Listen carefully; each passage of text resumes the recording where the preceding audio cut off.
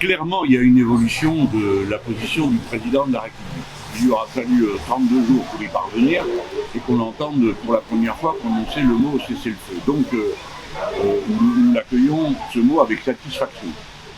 Il aurait dû être prononcé dès le premier jour et je voudrais rappeler que le garde des Sceaux avait dit que c'était absolument impensable. Ben, précisément, c'est ce qu'il y a de plus pensable dans une guerre, c'est de réclamer le cessez-le-feu.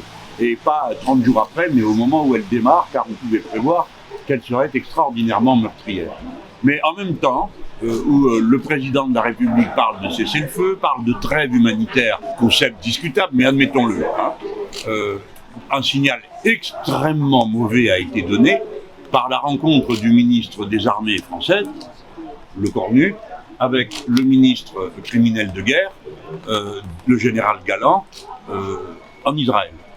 Et c'est un très mauvais signe parce que de nombreuses nations dans le monde ont soit rompu leurs relations avec le gouvernement d'Israël et retiré leurs ambassades, soit porté une plainte devant la Cour pénale internationale contre les activités du gouvernement Netanyahou à Gaza, parce que, à l'évidence, les crimes de guerre et même crimes contre l'humanité s'y accumulent.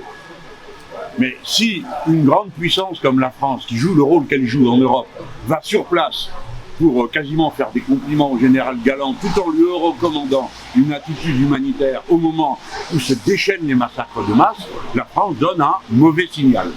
Et j'estime que dans ces conditions, le président devrait rectifier le tir en prenant en quelque sorte une position plus nette et signaler que la France s'inquiète de la commission de crimes de guerre et de crimes contre l'humanité à Gaza.